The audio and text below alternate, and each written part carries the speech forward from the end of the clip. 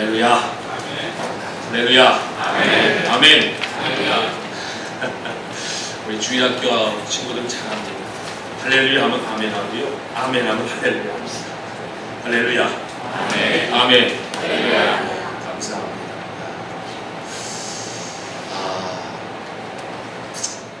우리 하정목요한교회와 우리 성도의 가정과 여러의 모든 삶을 한 해 동안 지켜주신 하나님께 감사와 찬양과 영광을 올려드립니다. 얼마나 감사한지. 우리 한번 옆 사람한테 한번 인사합시다. 뭐라고 인사하냐면요, 살아주셔서 감사합니다. 한번 인사합시다. 아멘. 무슨 의미인지 아시겠어요? 우리가 한 해 동안 사는 동안에 또 내 옆에 계셨던 분이 혹시라도 아니 또 여러분들 지금 이웃이라든가 아니면 가족이라든가 친척들 가운데 또 아시는 분들 가운데 2013년도를 마무리하지 못하고 이 세상을 떠나신 분들도 계시잖아요. 만일 또 우리와 같이 예배드리고 같이 신앙생활 했던 분들 가운데 만일 이 자리에 내 옆에 계셨던 분이 안 계신다면 얼마나 참 마음이 허전하고 또 가슴이 아프겠어요. 근데 항상 내 옆에 계셨던 분이 계시니까 얼마나 감사해요. 그죠? 그래서 살아주셔서 감사합니다. 살아주셔서 감사합니다. 얼마나 감사한지 모르겠어요. 자, 다사다난했던 2013년 저물어 갑니다. 이제 뭐 이틀밖에 안 남았지요. 우리가 이틀 후에는 또 송구영신 예배를 드리면서 또 2014년 가보년을 맞이하게 되는데 아마 올 한 해 동안에도 우리 각자 개인의 삶을 통해서는 이루어진 것도 있을 것이고 아마 그렇지 못한 것도 있을 거예요. 성취되고 축복받은 것에 대해서는 하나님께 감사를 드릴 수 있길 바랍니다. 그리고 아직 이루어지지 못한 어떤 문제에 대해서는 결코 낙심하지 마시고 새해를 통해서 응답받을 수 있다는 그런 새로운 소망을 붙잡을 수 있기를 주님의 이름으로 축원합니다. 아마 우리 성도들 가운데서도 아마 등산을 또 좋아하시는 분들 아마 계신 줄로 알고 있는데 등산 건강에 참 좋은 운동이지요. 저는 뭐 등산을 취미로 하고 있지는 않지만은 높은 산을 등반하는 사람들을 보면요 참 존경스러울 때가 있습니다. 특히 8,000m 이상의 그 고봉을 상대로 해가지고 말이에요. 생사의 한계까지 넘나들면서 오직 자신의 어떤 의지와 극기로서 끝내 그 산을 정복하고 꼭 그 정복하는 그 모습을 또 우리가 뭐 텔레비전이나 아니면 어떤 다큐멘터리를 통해 가지고 볼 때면 정말 감동이 되죠. 감동이죠. 저는 뭐 가장 높은 산 올라간 기억이 북한산의 백운대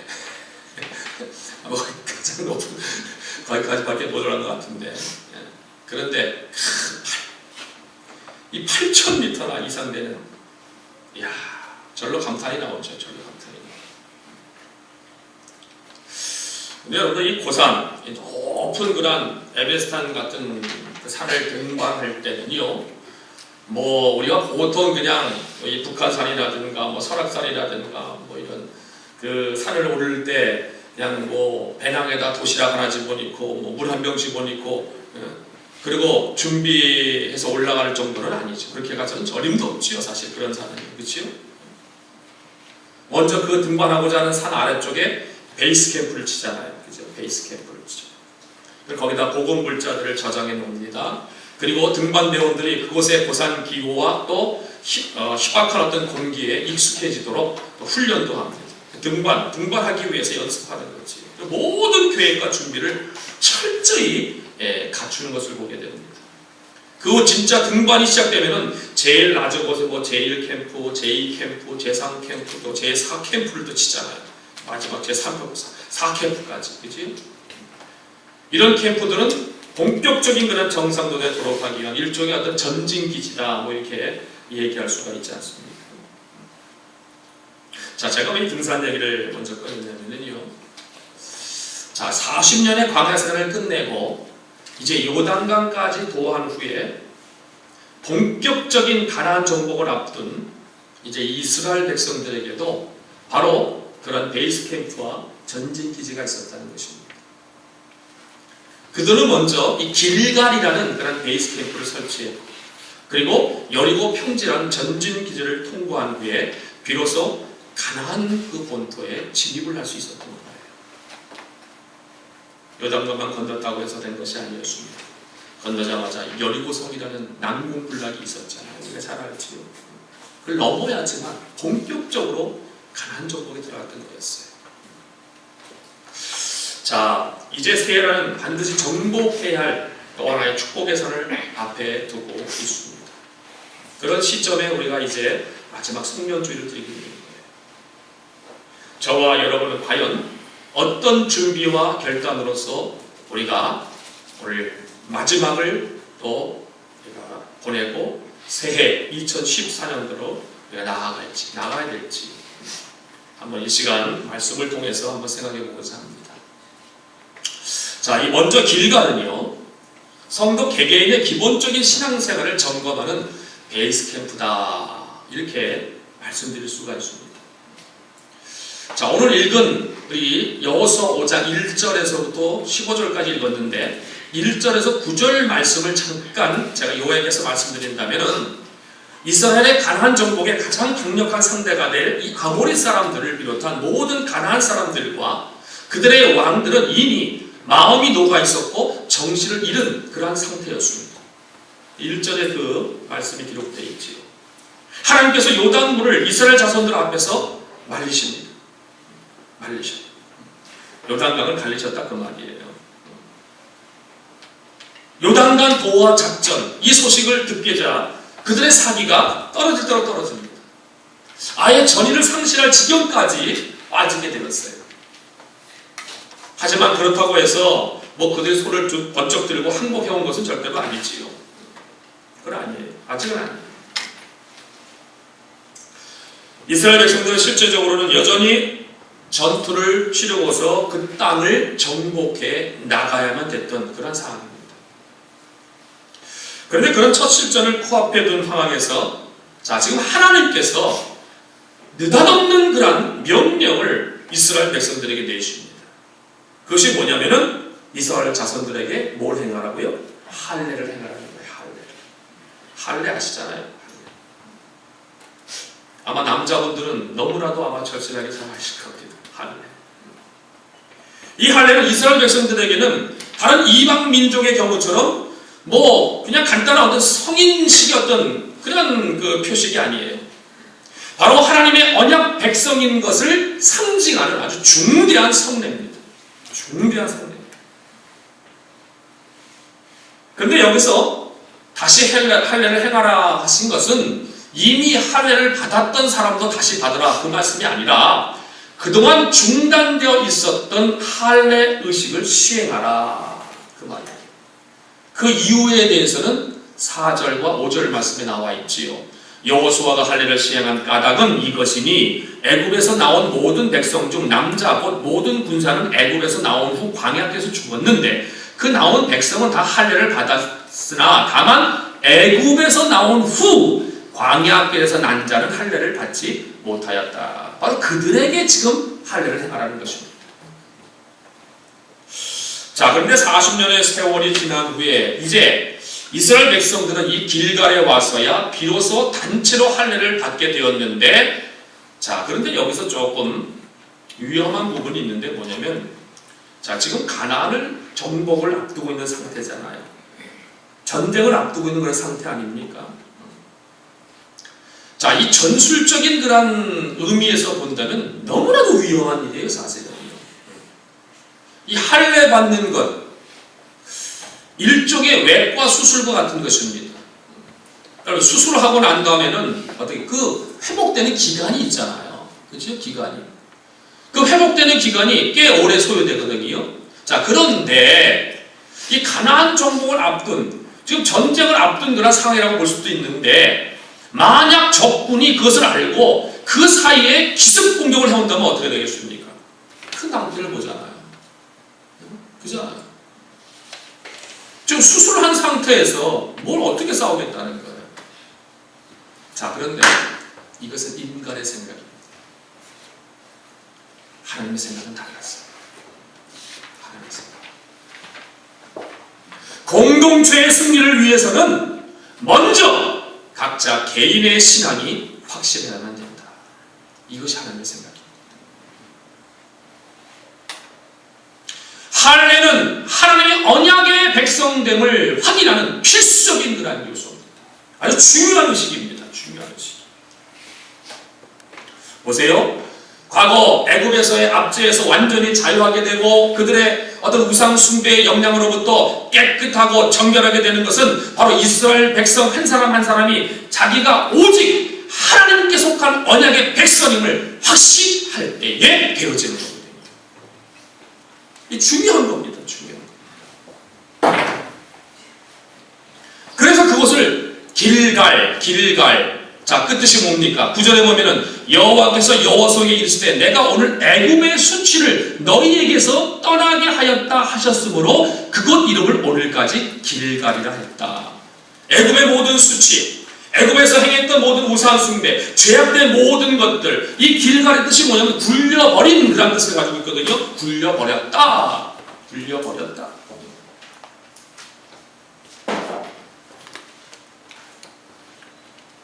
그래서 지금 가나안 정복을 앞두고 있는 여리고성 난공불락 앞두고 있는 이 상황에서 이 결전을 앞두고 있는 그런 상황에서 이스라엘 백성들의 이 길갈은 베이스 캠프와 같은 그런 곳이었어요.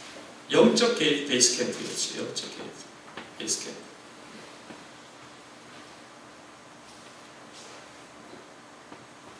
여러분들, 우리도 지금 2013년도라는 마지막 송년주일, 이제 곧 2014년도를 또 우리가 맞이하게 되는데, 이 시점에서 우리 자신들도 한번 내 자신을 마지막으로 점검해 볼 필요가 있다는 것입니다.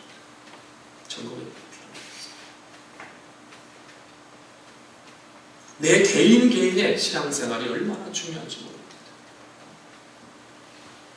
내 개인의 신앙생활이 바르게 갖춰지고 그리고 그 개인 신앙생활이 올바르게 세워져 있을 때에 공동체가 함께 합력해서 하나님의 일을 우리가 계획하고 그 하나님의 일을 또 이뤄나갈 수가 있는 거거든요. 그게 얼마나 중요하죠. 여기 이스라엘 백성들이 각자의 신앙을 재점검하기 위해 또 한 가지 한 것이 있는데 그것이 바로 유월절을 지키는 것이었습니다. 그것이 이제 10절에서 12절 말씀인데 또 이스라엘 자손들이 길갈에 진쳤고 그 달 14일 저녁에는 여리고 평지에서 유월절을 지켰다라는 말씀이 있습니다. 유월절을 지켰다.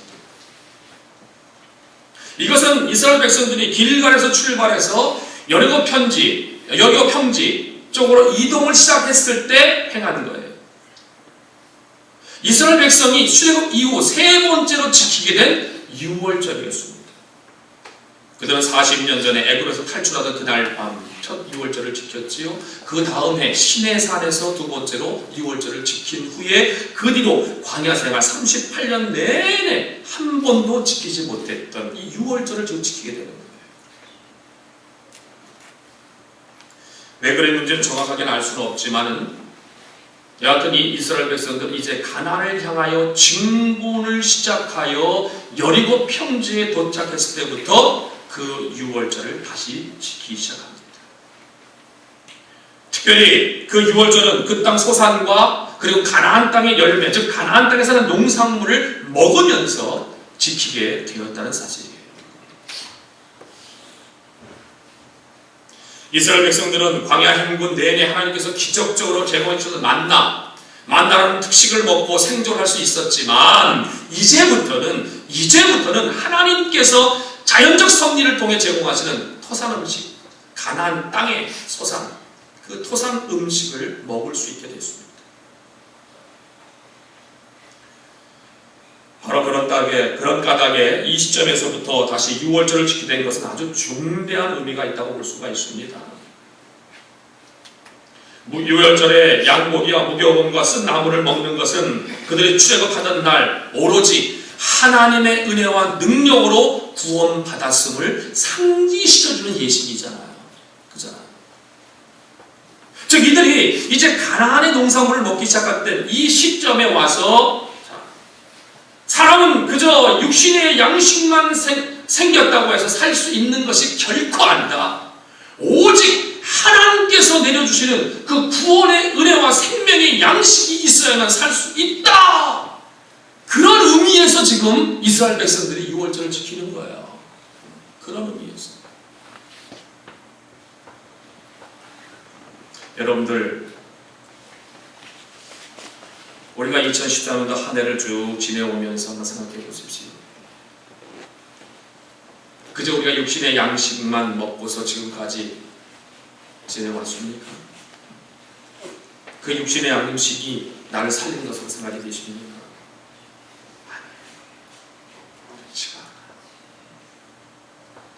육신의 양식을 모든 사람들이 똑같이 다 먹었어요. 그럼에도 불구하고 이제 다가올 2014년도를 맞이하지 못할 분들 상당히 많이 있었어요. 많이 있었어요. 똑같이 육신의 양식을 먹었음에도 불구하고. 보세요. 뉴스 때마다 사건. 누가 죽었다, 뭐 죽었다, 사망 이런 얘기들이 얼마나 많이 들리는지 몰라요.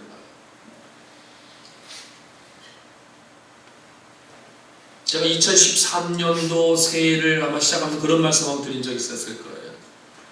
사람들이 2013년 새해 그 일출을 바라보기 위해서 뭐 설악산이 어디 뭐 다 모입니다. 뭐 아니면 그 어디입니까? 강릉이 어디죠? 거기? 정동진 다 모입니다. 모여가지고 새해 소망을 갖다가 뭐 하나님은 뭐 우리 믿는 사람들이겠지만은 뭐 세상 사람들은 그냥 자기의 소망을 다 얘기했을 거예요. 우리 가족 다 건강하게 해주세요. 우리 가족 다 뭐 복 받게 해주세요. 그리고 오다가 교통사고로 하나 죽었다니까.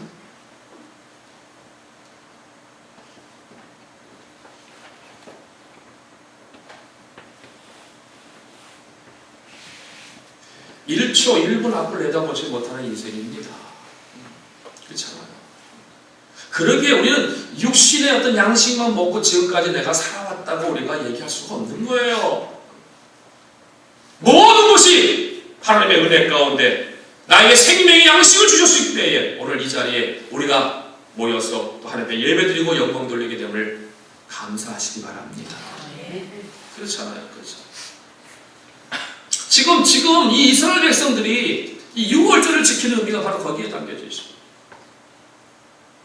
이처럼 할례와 유월절, 이스라엘 백성들의 신앙생활에서 그야말로 기본 중에 기본에 해당되는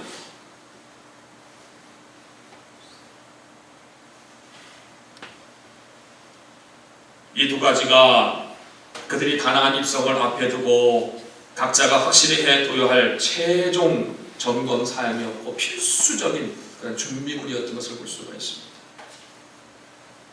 우리가 2013년을 지내고 2014년 새해를 맞이하기 전에 꼭 해야 할 준비 역시 마찬가지입니다. 그것은 각자의 신앙생활에서 가장 기본적인 것들부터 다시 점검해야 됩니다. 가장 기본적인 것. 즉 나는 하나님의 언약의 자녀다. 나는 하나님의 언약의 자녀다. 이런 구원의 확신부터 분명해야 됩니다. 분명해야 됩니다. 긴가민가가 아니에요. 긴가민가. 내가 세례를 받았다고 하지만은 혹시라도 형식적인 교인은 아닌지 스스로 솔직하게 살펴봐야 됩니다. 자신의 신앙생활에 뜨거운 눈물의 죄의 고백과 회개, 예수 그리스도에 대한 진실한 신앙 고백, 경동생활을 위한 소원과 실천, 철두철미한 교회 중심의 생활이 아직도 결핍되어 있다면 아무리 좋은 설교를 듣고 아무리 많은 기도를 받는다 해도 그것이 실제로는 축복으로 나타날 수가 없기 때문에 그렇습니다. 그리고 모든 운동에도 기본이 있잖아요. 그렇죠? 그래도 한번 말씀드려요. 축구선수 가운데 메시라든가 호날두 이 친구들도요, 보면은 훈련할 때 뭐 하는 줄 아세요? 패스 연습하고 있어요. 패스. 기본이거든, 기본이요. 우리 신앙생활에서도 마찬가지예요. 기본이 잘 돼 있어요. 그래서 여러분, 지금까지 내가 어떻게 신앙생활을 해왔던지 간에 여러분들 오늘 2014년도가 마지막 송년주의를 맞이하고 이 시점에서 모든 것들 또 내려놓고 기본에 좀 충실할 수 있길 바라요. 기본. 2010년도라는 베이스 캠프를 떠나기 전에 각자가 우선 자신의 개인 생활의 기본적인 것부터 하나하나 점검함으로써 2010년 새해를 맞이하는 준비를 철저히 할 수 있는 저와 여러분 되시기를 주님의 이름으로 축원합니다. 기본적인 것. 기본이 뭔가 여러분 스스로가 그것을 더 수 있을까요? 기본이 뭔가.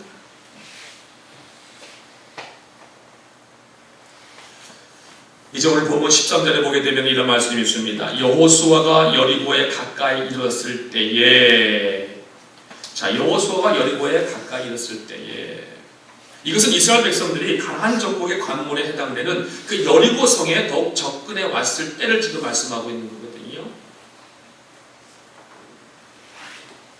지금 아마 이 여호수아가 여리고 가까이로 정찰을 나와서 자, 어떻게 공략을 해야 될지 계획을 하면서 아주 심사숙고하면서 고민에 빠져 있는 그런 상황이 아닌가 생각이 되어져요.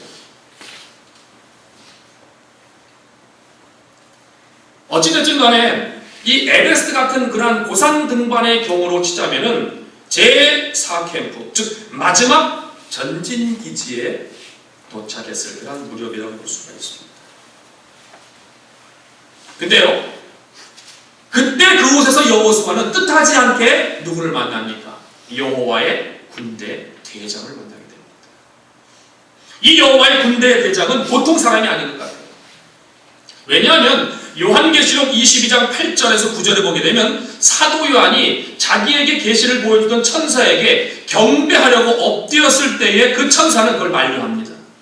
그래하지 말라, 그러지 말라. 내가 경배받으면 안 된다. 오직 하나님께만 경배를 올려라. 하나님께만 경배하라. 그렇게 했거든요.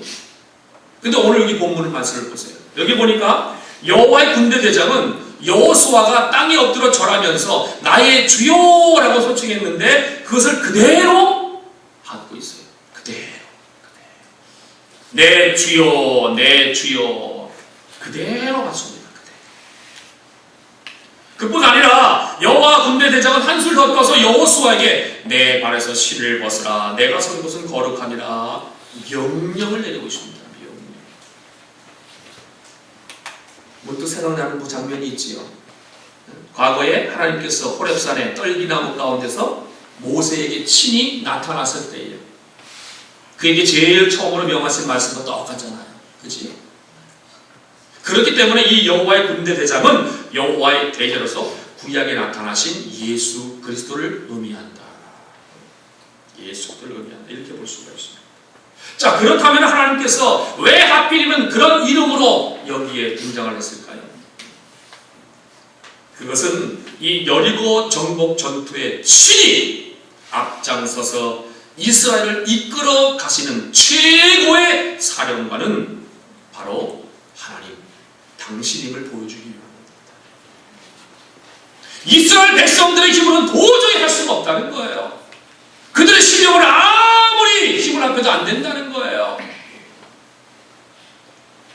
하나님이 하셔야 된다는 것입니다. 2013년도 한 해도 하나님이 하셨습니다. 2014년도 하나님이 하셔야 됩니다.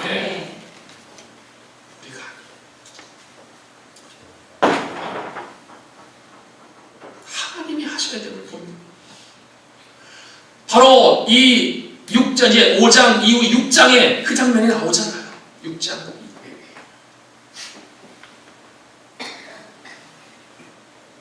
자, 이 여호와의 군대 대장이 칼을 빼어 손에 들고 여호수아 앞에 나타난 것, 하나님 편에서는 이미 임정태세를 완전히 갖추고 여호수아와 이스라엘 백성을 도와주려 하시는 그 모습을 지금 단적으로 보여주는 거예요. 처음엔 여호수아가 상대를 알지 못했지요. 너는 우리를 위하느냐? 우리의 적을 위하느냐? 뭡니까? 우리 편이야? 아니면 너 적군이야? 그거지 한마디로. 하지만 나는 여호와의 군대의 대장으로 지금 왔느니라. 이 대답을 듣자마자 곧 그 앞에 엎드려 절하면서 무슨 말씀을 하려 하시나이까? 라고 하나님의 지시를 경청하는 자세를 갖습니다. 그리고 그 다음 장 6장에서 보면 그 여호와의 군대 대장이 여호수아에게 여리고 공략에 대한 구체적인 작전을 알려준다. 그 작전이 뭔지 아시지요? 그 성을 그냥 도는 거였습니다. 아무것도 아니야. 도는 거. 그런데 그런 필승 전술을 가르쳐 주시기 전에 여호와의 군대 대장이 먼저 명한 것이 있는데 그것이 뭐냐면은 15절 말씀, 여호와의 군대 대장이 여호수아에게 이르되 내 발에서 신을 벗으라. 내가 선 곳은 거룩하니라. 거룩하니라. 이것을 먼저 명령을 합니다.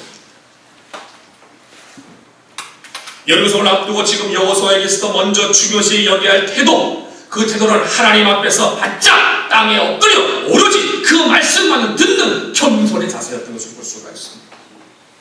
이것 외에는 다른 것이 필요 없다는 거예요. 이것 외에는 다른 것이 필요 없다는 거예요. 큰 일전을 앞에 두고 여러 가지로 생각이 복잡했던 여호수아 아닙니까? 야, 저를 어떻게 정복하지? 나름대로 어떤 그 공략, 어떤 계획을 심사숙고하면서 막 생각했는데 그게 다 필요 없어요. 그저 겸손하게 엎드려서 누구의 말씀을? 하나님의 말씀을 경청하는 것이었어요.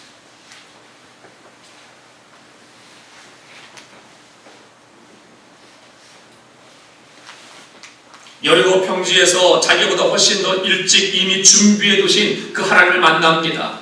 자기보다 훨씬 높으신 대장, 진짜 하나님 앞에서 겸손의 자세를 갖춤으로써 비로소 여리고의 성공적인 공략을 위한 최종 준비까지 이제는 완벽하게 마치게 되는 겁니다.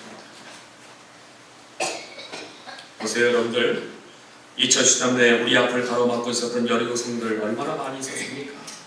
나름대로 개인적인 그런 여리고 성들이 얼마나 많이 있었습니까? 개인적 질병의 여리고가 있었고, 때로는 가난의 여리고가 있었고, 때로는 다른 어떤 문제의 여리고가 있었고, 내 자녀들에 있어서 어떤 여리고가 있었고, 내 개인적으로 또 당연히 여러 가지 여리고가 있었고, 얼마나 많은 여리고가 있었어요.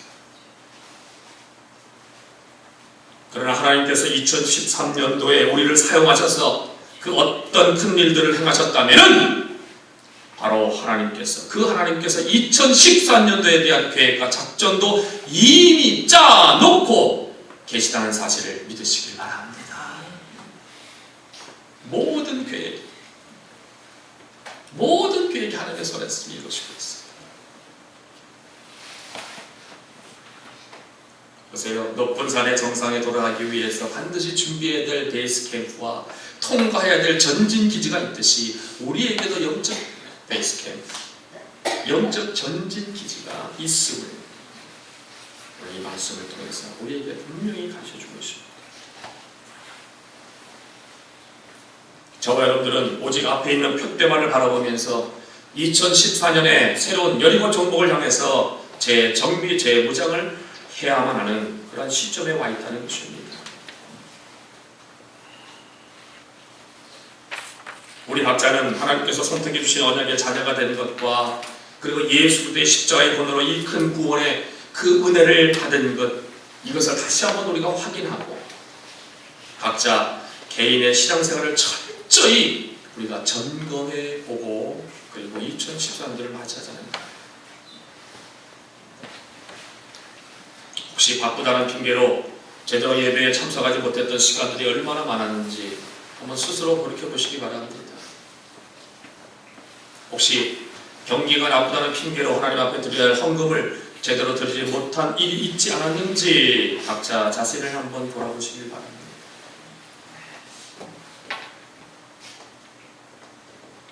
하나님을 사랑하고 주 예수보다 귀한 것은 없다고 우리가 찬양하고,